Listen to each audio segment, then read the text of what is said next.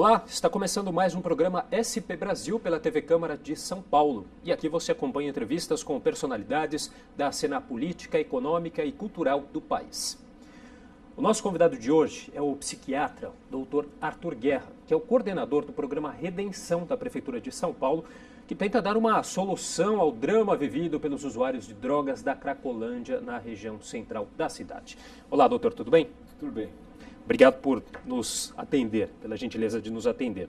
E eu começo perguntando para o senhor por que você aceitou esse desafio? Boa essa pergunta, hein? Comecei bem? Começou bem, Felipe. Acho que para todo profissional que dedicou grande parte da sua atividade acadêmica, universitária, profissional mesmo, para um assunto específico, é um desafio, na verdade é uma honra, é um compromisso com a nossa população assumir uma posição num programa importante como o Redenção. Evidentemente, quando foi feito o convite, nós tínhamos uma ideia do que seria, mas só no dia a dia é que nós pudemos mensurar com mais qualidade como é complexo, como existem variáveis, como os cenários são diversos, como tem muita gente torcendo para dar certo, como o fator limitante, muitas vezes, não é o fator financeiro, nem o fator de recursos humanos, mas é o fator tempo.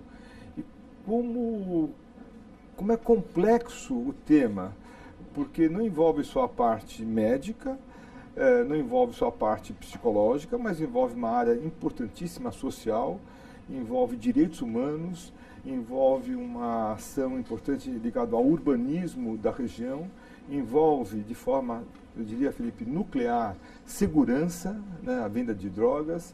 Então é um desafio realmente único. Eu tinha que pegar, e pegar com as duas mãos. E o senhor foi convidado? Quem que o convidou? O próprio prefeito?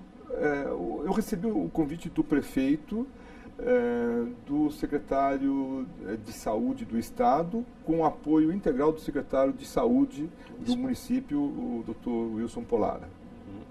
Bom, e por algum momento passou pela sua cabeça recusar devido ao tamanho desse desafio? Felipe, existem situações que você não pode piscar. Você tem que responder de forma quase como se fosse o seu instinto. Se eu pudesse pensar um pouquinho mais, eu iria recusar. Porque a minha vida estava muito bem encaminhada já para um outro modelo, para atividade também com pacientes, para atividades da minha vida pessoal, com os familiares, com os meus amigos. E naquele momento, no momento do convite, vindo ainda por uma pessoa que eu prezo muito, que é o Dr. Davi Wipp, ele foi meu tutor, digamos assim, na faculdade de medicina. Ele me recebeu, me apoiou em diversas ações. Muito difícil eu falar não para ele, né? Porque tudo que ele fala, que eu tenho conhecimento, tem um bom senso, tem uma qualidade e tem um norte, especialmente no que se refere à saúde e à ética e a valores. Eu pude constatar, eu já conhecia também o João Dória antes, mas que o João ele complementa essa ação, e eu não conhecia muito o Polara. Para minha surpresa, estou encantado com o Polara, porque ele é um gestor, ele é um líder, ele é humano no grau máximo, ao mesmo tempo que a formação dele é de cirurgião, então ele sabe cortar, cortar quando é necessário, mas é uma pessoa que tem um carisma e uma liderança, e às vezes a gente não sabe como resolver isso, vai falar com ele e ele tem a saída para aquela situação. Não por menos, Polara foi o adjunto do Davi Wipp durante vários anos aí na Secretaria de Saúde do Estado. Arthur, hoje quantas pessoas fazem parte trabalham com você, fazem parte desse programa? Diretamente, sob a minha orientação, são cerca de 350 pessoas, né? Esse número varia um pouco porque tem um núcleo menor, que é um núcleo pensante, digamos assim, com mais ou menos 10 pessoas. Eu estou querendo chamar mais porque é um assunto muito grande para um pouco número de pessoas agindo. E pessoas que estão diretamente no território, na ação, cuidando de pacientes, são 350, fora as pessoas que estão nos hospitais.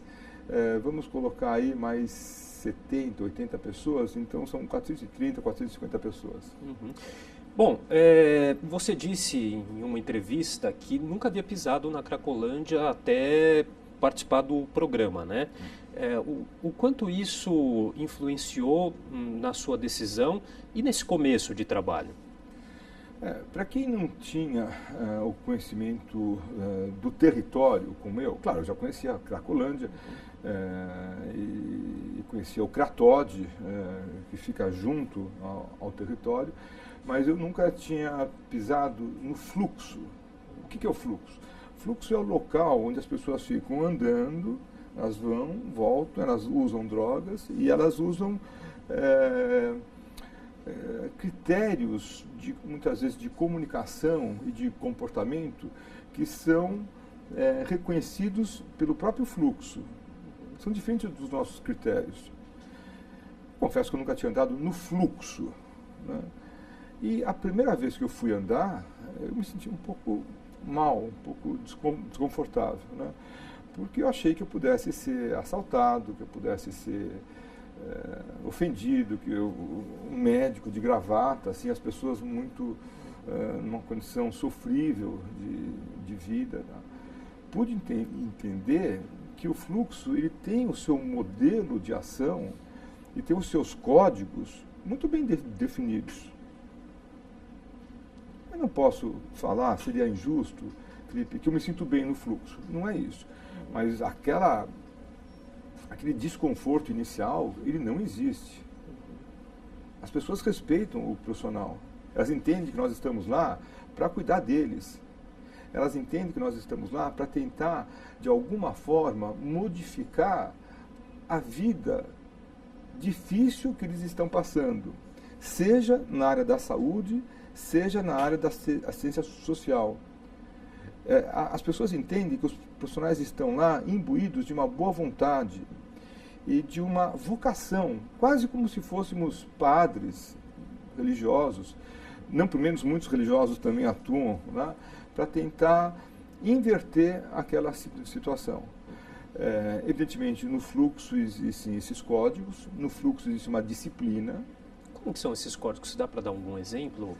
Como que funciona isso? Eu vou dar dois exemplos. Né? Nós estamos no fluxo, por exemplo. Né? Porque uma das ações nossas, CAPS. CAPS é um Centro de Atenção Psicossocial. Nós demos o nome de CAPS Helvécia, porque fica na rua Helvécia. Né? Na verdade, é uma extensão do CAPS Prats. É uma unidade móvel, digamos assim. No fundo, Felipe, não é um CAPS. No fundo, é uma extensão, é um braço, mas não pode ser considerado CAPS de uma forma oficial, né, pela lei, ainda que ele funcione como se fosse um CAPS. Eu vou lá, quero conversar com os médicos, com os enfermeiros, com as pessoas que estão atendendo,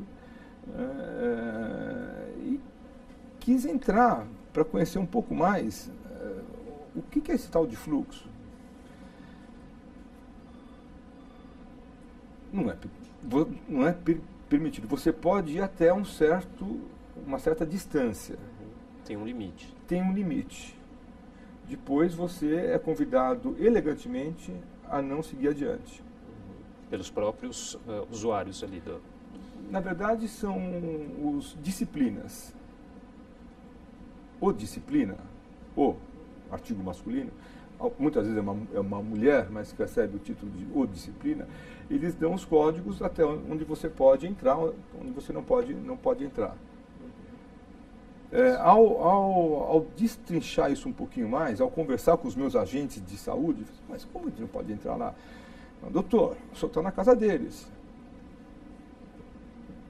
Mas como estou na casa deles? Aqui é público, isso aqui não tem casa de ninguém. Aqui nós estamos aqui para tentar ajudar. Não é bem assim, o senhor está na casa deles, acho que é bom o senhor seguir dessa forma. São pessoas que fazem parte do meio ali, podem não ser usuários. Não são usuários. Não são usuários. Não são usuários. São pessoas muitas vezes ligadas, ou todas as vezes ligadas ao tráfico, né, que têm por função administrar aquele ambiente diverso, dando normas, dando condutas para evitar que aquilo fique um caos. Como se fosse, Felipe, como se fosse uma prisão. Lá não é uma prisão, lá quem quer entrar e sair, você está na rua. É uma prisão do ponto de vista da saúde. A pessoa fica prisioneira porque ela está com um quadro de uma dependência química das mais fortes que eu vi em toda a minha vida, o uso de crack. Então ela está prisioneira daquela situação médica, né? Mas em termos legais a pessoa pode entrar e sair. Mas mesmo nesse ambiente você precisa seguir determinados códigos. Essas disciplinas que o senhor mencionou são pessoas que têm ligação com os traficantes, é isso? Assim, Felipe, deixa eu explicar. Eu sou médico, psiquiatra. Minha vida toda foi no treinamento para fazer o diagnóstico,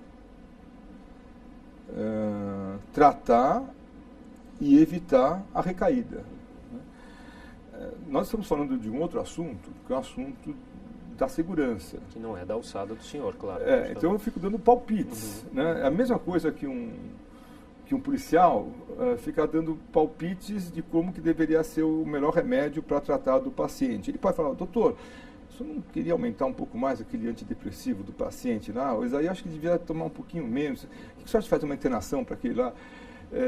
E às vezes o policial pode ter a melhor das intenções, mas a visão dele pode ser uma visão parcial, primária. Como a minha é uma visão bastante primária, eu admito, diante de um tema que você cutucou, você provocou, o seu trabalho, eu entendo, mas é uma visão, existe esse cenário e você me provocou quando você falou assim, mas o senhor nunca tinha estado na Cracolândia, né? Cracolândia já tinha estado, nunca tinha estado no fluxo, né?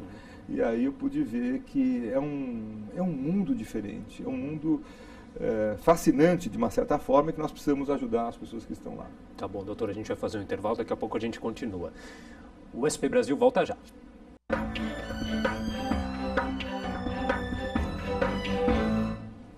Estamos de volta com o programa SP Brasil pela TV Câmara de São Paulo, que hoje recebe o médico psiquiatra, o Dr. Arthur Guerra, que é o coordenador do programa Redenção da Prefeitura de São Paulo, que trata dos dependentes químicos da Cracolândia, na região central da cidade. Doutor, dando sequência aqui ao nosso bate-papo, você disse também em uma determinada entrevista que ao aceitar esse convite, você recebeu um esqueleto interessante, mas que ainda precisaria ser recheado para se tornar mais consistente. O que o senhor quis dizer com isso? Nós tínhamos um programa anterior ao município de São Paulo, da gestão anterior, com uma visão bastante clara em termos de uma ação para cuidar desses pacientes. Essa ação chama-se redução de danos. O programa citado também, inclusive, o Braços Abertos. De Braços Abertos. Da gestão Fernando Haddad, isso, de Braços Abertos. Um programa que tinha a sua consistência, digamos assim, bem estabelecida. Né? A visão do atual governo reconhecendo os pontos positivos do de Braços Abertos, nós gostaríamos de estender as ações também oferecendo para os pacientes que têm uma dependência fortíssima, e muitos desses pacientes ou têm, a possibilidade de um tratamento voltado para abstinência, para parada total do uso de drogas. E aí a melhor ferramenta para que a gente consiga esse objetivo é sugerir para o paciente seguir no modelo de uma hospitalização. Um tratamento clássico que existe há centenas de anos no mundo, em todos os países do mundo, que se chama desintoxicação. Alguém que está intoxicado, que está gravemente dependente daquela substância psicoativa, seja álcool, seja crack ou outras drogas, ele passa por um período onde ele vai sofrer um pouco essas consequências da falta da droga, o corpo dele vai pedir a droga, então ele precisa ser medicado, precisa estar internado. Isso nós fazemos sempre de forma voluntária, respeitando o desejo do paciente, e aí então ele vai fazer essa hospitalização. Esse esqueleto, essa ideia da hospitalização, usando os recursos humanos do programa antigo, é o que eu quis dizer que nós precisaríamos deixar o programa mais consistente, mais musculoso, pegando as partes positivas, pegando os pontos positivos e, ao mesmo tempo, investindo nesses outros modelos de ação mais voltados para a parte médica também. Uhum.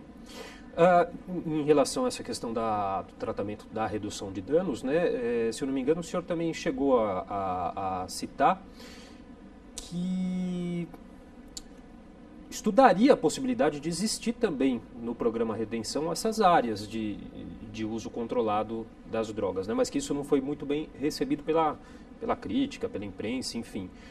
Que o senhor aí afirmou, então, que talvez teria feito essa afirmação num momento inoportuno. O senhor continua com essa opinião? Qual a opinião do senhor hoje a respeito dessa questão da redução de danos no tratamento? A redução de danos é uma ferramenta reconhecida e importante para aqueles pacientes que não desejam ter abstinência como seu modelo, como seu foco de atenção para a sua saúde, né?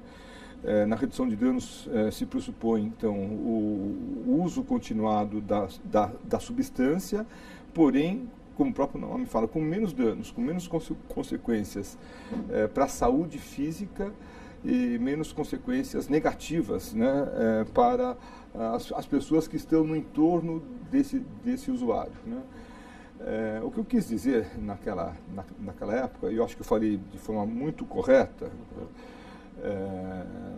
é que essa situação onde as pessoas ficam usando a droga no fluxo, né, e que não desejam parar, quem deseja parar vai para uma internação, vai receber o tratamento. Nós temos leitos suficientes, temos equipes suficientes para poder cuidar dessas pessoas. Aquelas que não desejam, elas deveriam ter uma situação, na minha visão, Felipe, um pouco mais digna.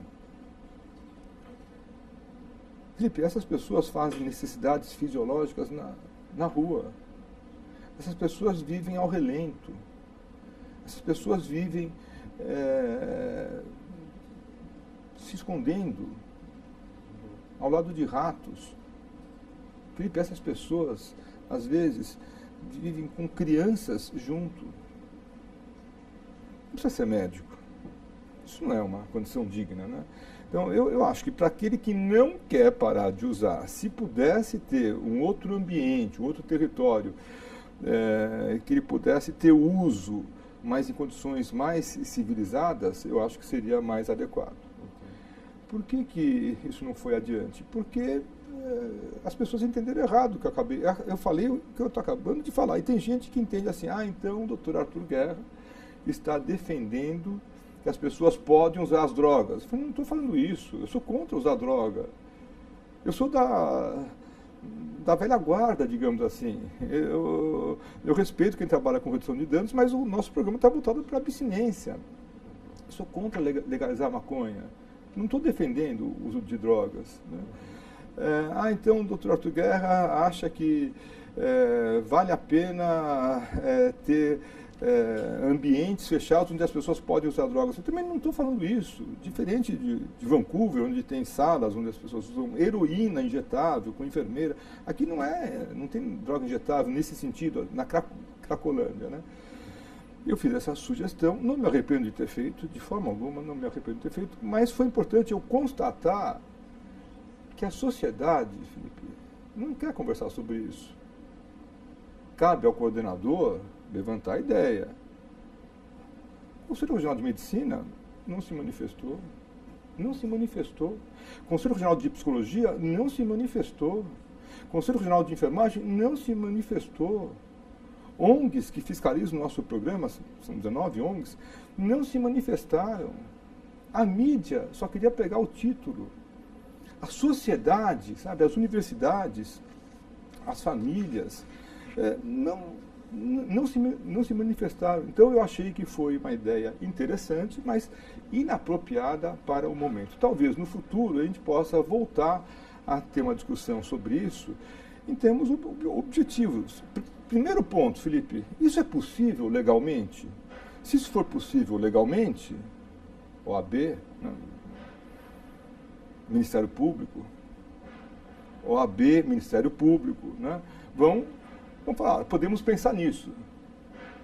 Mas eu levar o título de herói, sugerindo alguma coisa que não é do interesse de ninguém...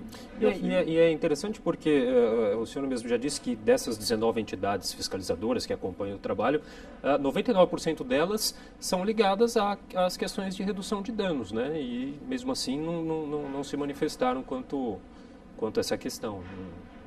99% porque tem alguma que não é? Não sei, foi o que eu ouvi, o que o senhor teria dito. Eu acho que das 19, eu acho que 110% são voltadas. E como que é esse trabalho? Eu também vi recentemente, se eu não me engano, numa palestra, em um fórum recentemente que o senhor participou, o senhor frisando muito essa questão de que são 19 entidades fiscalizadoras.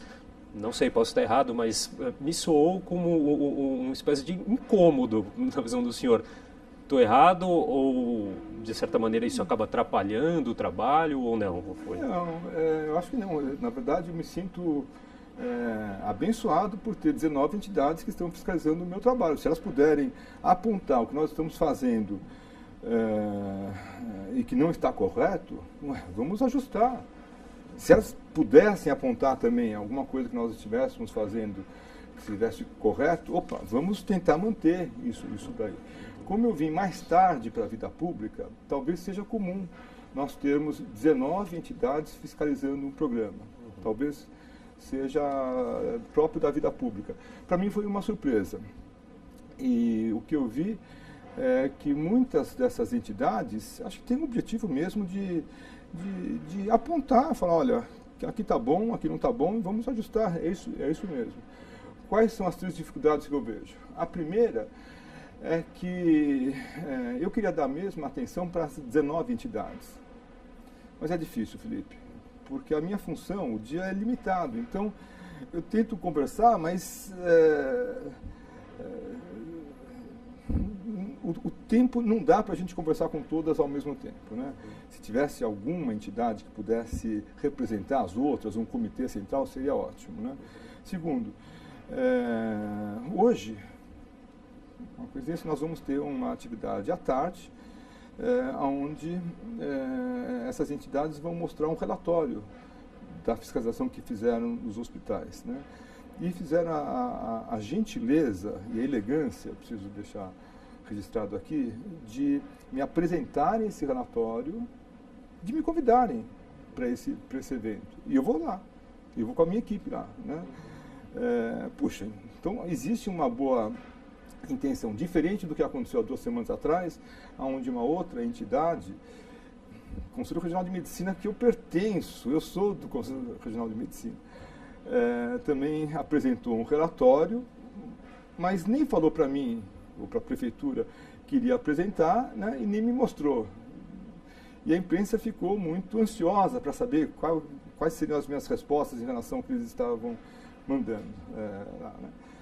Em resumo, existem ajustes que precisam ser feitos, ajustes francamente pequenos, ajustes possíveis, ajustes que são executáveis e que certamente vão melhorar a forma de atendimento que nós damos ao usuário. Então eu sou sortudo, entre aspas, por ter essas entidades que estão me fiscalizando. Uhum.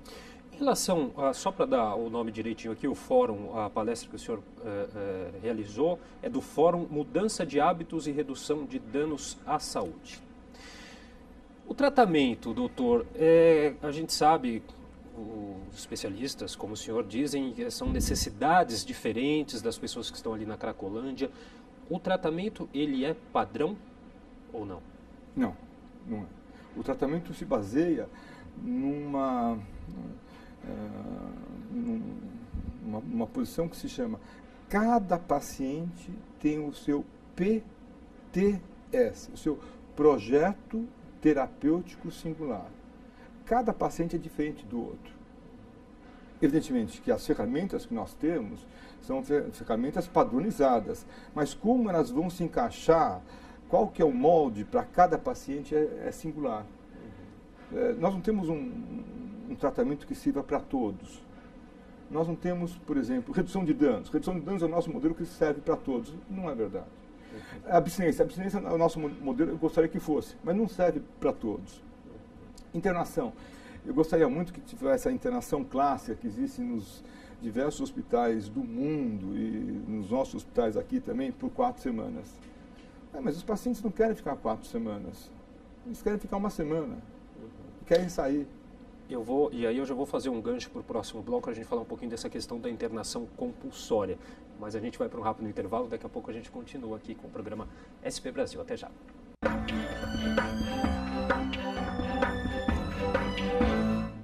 Estamos de volta com o programa SP Brasil pela TV Câmara de São Paulo, que hoje recebe o médico psiquiatra Dr. Arthur Guerra, que é o coordenador do programa Redenção da Prefeitura de São Paulo, que trata dos dependentes químicos da Cracolândia, na região central da cidade. Bom, a gente encerrou o segundo bloco falando sobre um pouquinho como que é o tratamento do programa Redenção. E já entrando nessa questão polêmica, doutor, da internação compulsória, essa internação forçada. Eu queria saber que a Prefeitura tentou até na Justiça essa autorização, né, mas não obteve muito sucesso, foi uma questão bastante polêmica. Queria que o senhor comentasse um pouquinho qual a opinião sobre essa questão. A internação, Felipe, é uma ferramenta que ajuda o sistema de saúde a cuidar de um tipo de paciente que tem uma falta de sucesso no tratamento ambulatorial. É assim, né? É simples assim. Então, a internação ela pode ser feita de 3 formas. De forma voluntária, quando o paciente aceita, conversa com a equipe, conversa com o médico faz a indicação de internação. A internação é um procedimento médico, tal como um procedimento cirúrgico, né? É o médico responsável por essa internação. E o paciente, então, vai de forma espontânea para o ambiente hospitalar. De forma involuntária, quando o paciente não deseja ir, mas há uma necessidade de urgência médica evidente. É assim, em todos os lugares do mundo. Há centenas de anos funciona dessa forma. A pessoa quer se matar. O médico não vai concordar. Nenhum médico. O médico é formado para... Não vai se matar. Não conte comigo. Você não pode apressar, você não pode me dar um remédio rápido. Não posso. Mas ele tentou se matar e diz que vai se matar mesmo. Nós vamos fazer uma internação involuntária. É óbvio, né? Ou a pessoa está em uma situação física que ela não consegue discernir, não consegue entender que não pode usar droga, está com uma cirrose, está com hepatite, está com sífilis, está morrendo, precisa de um cuidado médico, ela vai ter que ser internada, mesmo de forma involuntária. Como que é essa internação involuntária? O familiar, tem que ter o familiar, ele pede para o médico, para que o médico cuide do paciente. O médico avalia o paciente e concorda que precisa de um procedimento mais grave, raríssimo, mas precisa disso. E faz uma indicação de internação. Ele assina isso, coloca o carimbo dele. Ao chegar no hospital, o médico que está no hospital, que não é o médico que internou, recebe o caso e confirma se aquele paciente precisa mesmo desse cuidado. São 2 assinaturas. E no caso de não ter nenhum familiar, doutor? Aí entra a internação compulsória. A compulsória é quando, na falta de um familiar, o juiz que faz a internação compulsória. O juiz, ele avalia, recebe as informações do médico, da equipe médica, ele fica convencido que a melhor conduta naquele caso é a internação e ele manda o paciente ser internado. E não sugere. É uma ordem judicial. O médico do hospital não tem como recusar. diferente da internação involuntária, ele tem que receber. Então, são esses 3 tipos, a voluntária, a involuntária, quando é o familiar com o médico. Na involuntária, nós precisamos avisar, em 72 horas, o Ministério Público, para evitar que seja um sequestro, um cárcere privado. Então, o Ministério Público é avisado, olha, eu internei esse paciente aqui nesse hospital e está com um quadro assim, assim, assado, o familiar assinou, eu também assinei, nós estamos cuidando dele em termos médicos. E a compulsória é quando o juiz manda, porque muitas vezes já não tem uma situação familiar, o paciente está sozinho, ele precisa de algum cuidado, porque senão ele pode morrer. E como é que está a situação das internações voluntárias, doutor? Na Prefeitura Municipal de São Paulo, Felipe, nós trabalhamos basicamente neste momento com as internações voluntárias. Isso não quer dizer que nós não tenhamos casos que necessitem de internações involuntárias ou mesmo compulsórias. Mas aí nós usamos a parceria com o nosso colega, com o nosso parceiro, digamos assim, que é o CRATOD, né? O CRATOD, que é do Estado, que já existe um programa há 4 anos e meio, tem uma estrutura, tem um plantão de juízes lá e tem uma experiência boa nesse sentido. Talvez um dia nós possamos chegar lá, mas nesse começo, nós estamos há 3 meses só, nós não temos essa estrutura. Temos o esqueleto, mas não temos os músculos, como você colocou no outro bloco. E a gente ouviu muito, pela imprensa mesmo, casos de muitas pessoas que se apresentaram voluntariamente para a internação, para fazer o tratamento, mas o que acontece é que muitas delas acabam desistindo, querem sair logo depois de alguns dias, né? Não aguentam, né? Isso faz parte do quadro clínico. Felipe, porque tem a dependência de crack, passa por uma situação gravíssima que se chama síndrome de abstinência. Os pacientes eles usam um termo popular de fissura. Depois do 3º, do 4º dia, ele tem uma vontade física e psíquica de voltar a usar a droga. Faz qualquer coisa para ter a droga, qualquer coisa. Isso numa clínica simples, numa clínica classe média, numa clínica classe A. Ele tenta usar a droga porque o corpo dele começa a ter manifestações como os pelos ficam eriçados, ele fica trêmulo, fica suando frio, a pressão arterial aumenta, não dorme, o coração começa a bater mais forte. E ele sabe que se ele usar a droga, aquilo vai aliviar. Então, nós ou medicamos o paciente mais forte, porque também é uma conduta para ser discutida, porque às vezes o paciente pode ficar dopado, entre aspas, por tanta medicação, então os médicos são cuidadosos em relação a isso, ou o paciente ele fala, doutor, obrigado, mas eu quero ir embora. E infelizmente a área médica não pode fazer nada. É voluntário, nós não podemos falar, não, o senhor não vai sair, né? É difícil, né? O senhor não pode sair, né? Alguns pacientes querem sair no meio da madrugada. Está internado no hospital, está sem familiar, quer ir embora. Nós não autorizamos isso. Eles têm que ficar lá.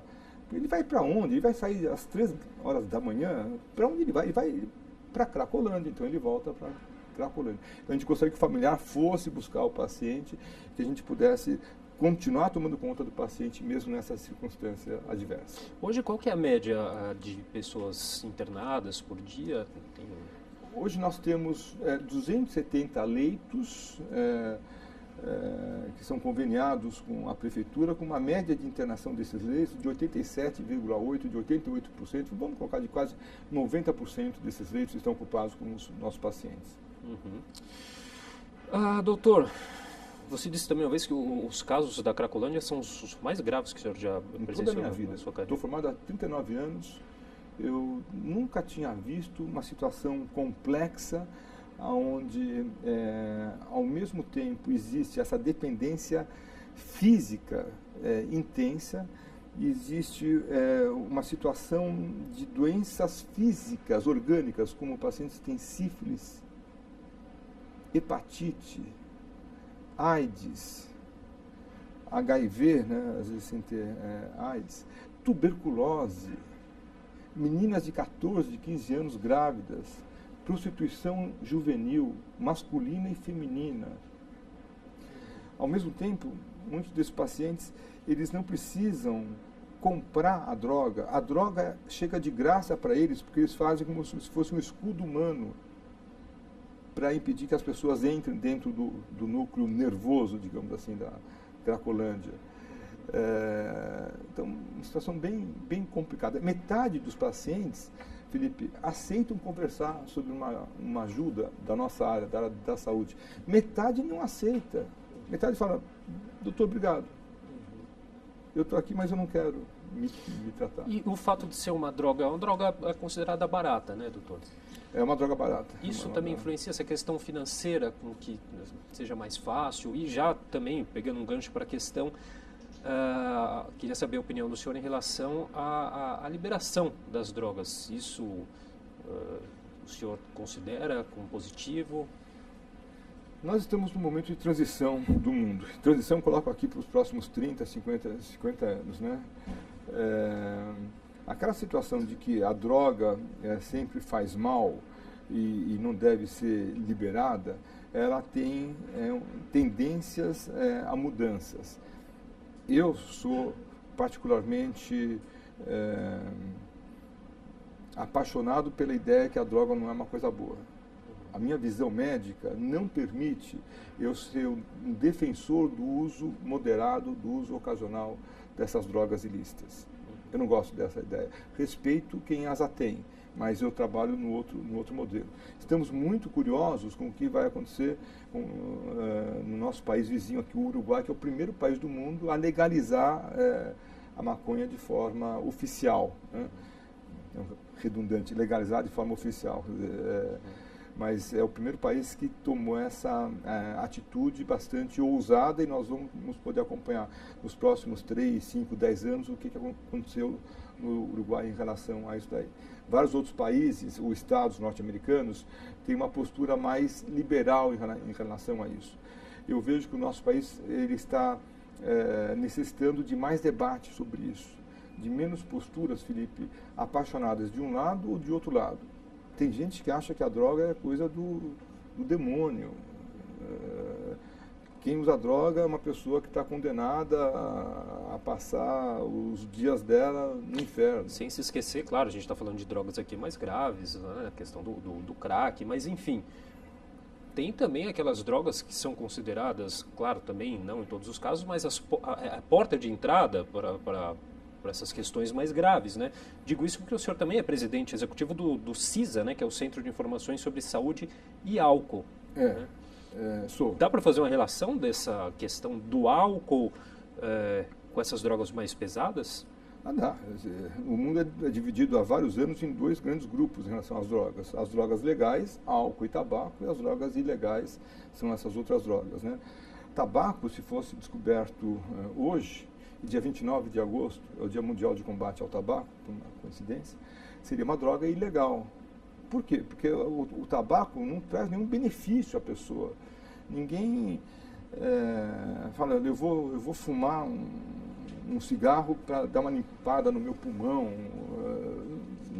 Ninguém defende o uso de tabaco, né?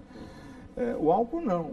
O álcool é uma droga diferente. Socialmente aceitável. Há milhares de anos o álcool tem esse perfil, né? O álcool é usado por muitas pessoas, por milhares de anos, especialmente em situações de celebração, buscando um certo relaxamento.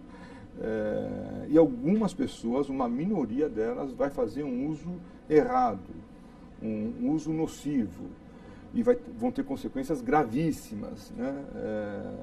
Então, eu como presidente dessa organização e como professor universitário, coordenador do grupo de álcool e drogas da USP, nós somos contra o uso de álcool em nenhuma hipótese, álcool em menor de idade, porque o cérebro do jovem ele está em crescimento. Você coloca álcool, não vai crescer da mesma forma, obviamente, né? E muitas vezes esse consumo começa dentro de casa e muito cedo, mas a gente vai continuar daqui a pouquinho, a gente vai fazer mais um intervalo e daqui a pouco a gente volta para o último bloco do programa SP Brasil. Até já.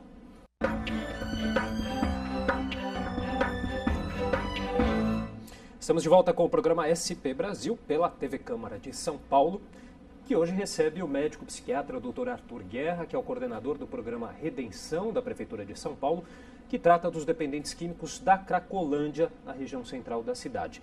Bom, a gente falava quase agora sobre a questão do álcool, a presença do álcool aí como uma porta de entrada para drogas mais pesadas, e eu queria que o senhor falasse um pouquinho do papel, a relação, o papel da família, o quanto ela pode ser importante já aí nessa questão das drogas mais pesadas e o quanto ela pode influenciar nesse começo do uso das drogas aí, no caso, o álcool. Felipe, a família tem um papel nuclear, né? Se eu pudesse apostar as minhas fichas em alguma forma mais eficiente de ter um futuro melhor nesse campo de álcool e drogas, eu colocaria na família. A família, ela tem a missão de poder passar para esses jovens o que nós chamamos de valores, modelos de comportamento, o tipo de postura do pai e da mãe e dos irmãos mais velhos e dos tios e dos primos é essencial para que vá se formando naquele jovem uma postura e uma decisão do que ele vai querer para a vida dele em relação ao uso de álcool, em relação ao uso de drogas. Quer dizer, são atores fundamentais aí nessa questão até da prevenção, que também é fundamental, né? A prevenção é tudo. Nós precisamos tratar de quem tem o problema, quem tem a dependência, quem tem o uso de crack, mas o nosso futuro, a Prefeitura Municipal de São Paulo, tem um olhar para o investimento maciço, pesado, fortíssimo na prevenção. Não por menos, é um trabalho que começou agora, uma parceria importante com o Ministério da Saúde, Brasília, Secretaria Nacional de Política sobre Drogas, a SENAD, Secretaria Municipal da Educação. Sem os professores nós não vamos adiante em relação a isso, e evidentemente com a saúde junto. Então, nós precisamos investir nisso, porque é nesse caminho que nós vamos ter um futuro melhor. Em que pé que a gente está com o programa agora Redenção? Dá para a gente situar em que etapa está? Quando eu assumi, eu tive contato com o pessoal do programa de Braços Abertos, do outro governo, né? E ainda que nós sejamos adversários, né, posturas diferentes, posturas políticas diferentes, existe um certo respeito. E eu perguntei para a coordenadora do programa de Braços Abertos, quanto tempo vocês necessitaram para criar o programa, para vocês apresentarem o programa, para que ele tivesse uma consistência mínima? Ela me falou, 6 meses, Arthur. 6 meses? 6 meses. Antes de 6 meses não dá para a gente fazer. A gente pode articular, pensar, fazer até um piloto, mas não dá. Puxa, por que eu estou no 2º mês? Todo mundo exige uma eficiência, como se o nosso programa tivesse 1 ano já. Na verdade, hoje fazem 3 exatos meses que nós estamos. Para 3 meses, acho que está muito bem. Está muito melhor do que eu podia imaginar, mas faltam ajustes. Falta azeitar um pouco mais a máquina ligada à saúde e a parte da prevenção e a parte da política.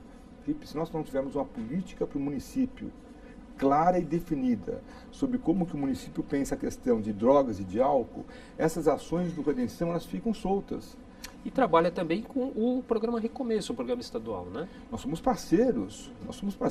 Para nós, o Recomeço é um modelo que nós poderemos chegar perto, mas eles estão há 4 anos e meio. Eles têm essa consistência, eles têm essas ações importantes e multifacetadas. Nós estamos no começo ainda e tem já uma integração muito grande entre as pessoas do Redenção e do Recomeço. Elas trocam informações, fazem reuniões em conjuntas, o território é o mesmo, né? Como é que nós podemos ter uma integração maior desses 2 programas? Uhum. Bom, deixei uma questão aqui um pouquinho mais leve, mas não menos importante para o final.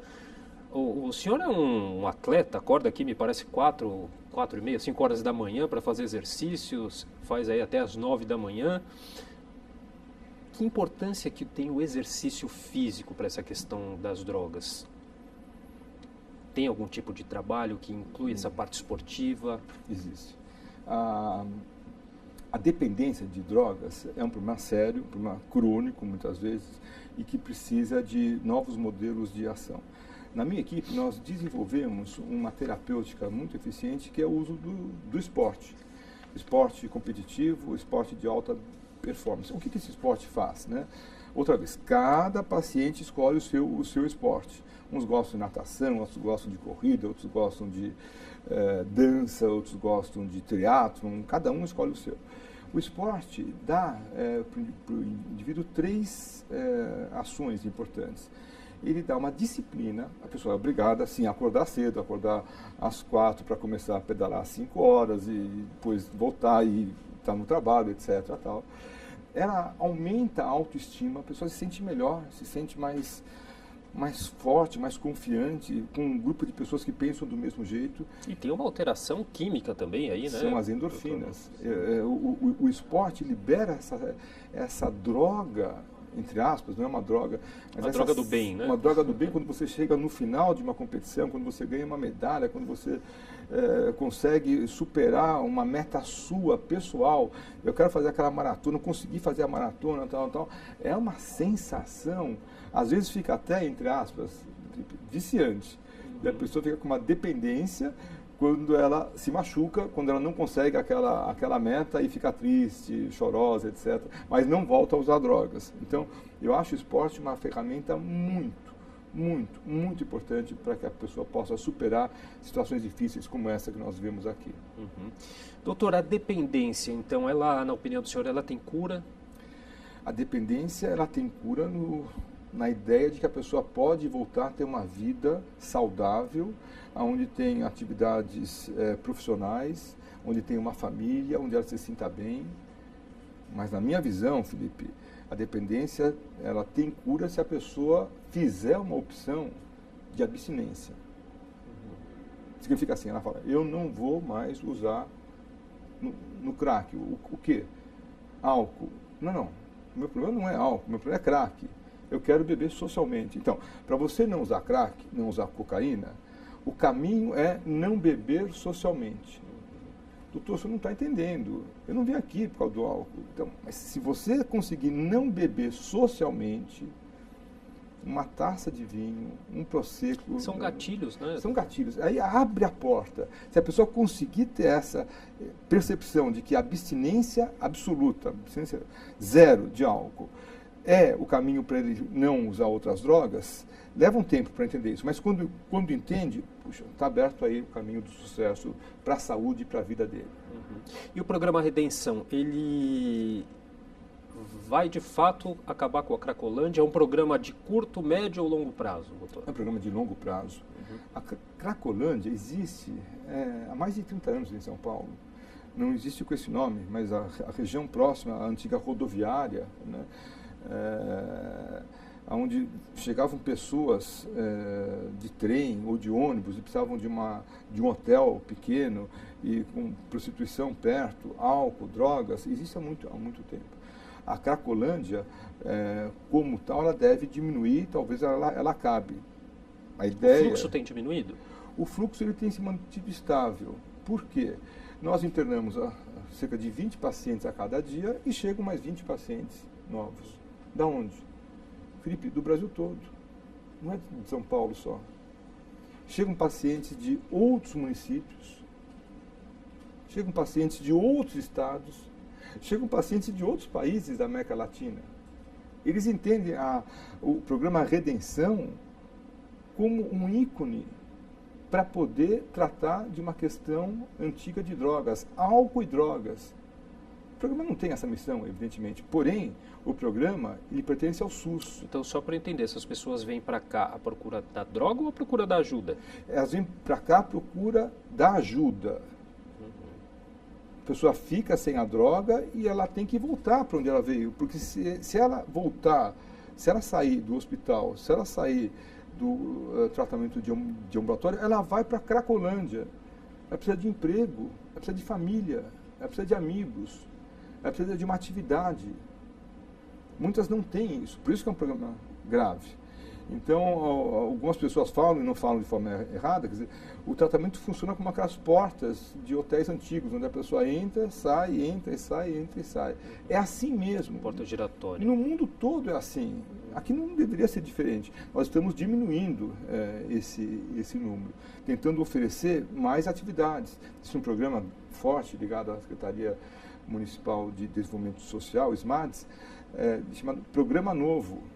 Quase 1.000 pessoas já foram encaminhadas para um programa desse tipo. Um sucesso, né? Mas a pessoa tem que estar em abstinência e tem que querer se tratar. Quais são os próximos passos aí? O que a gente pode esperar para os próximos meses em relação ao Redenção?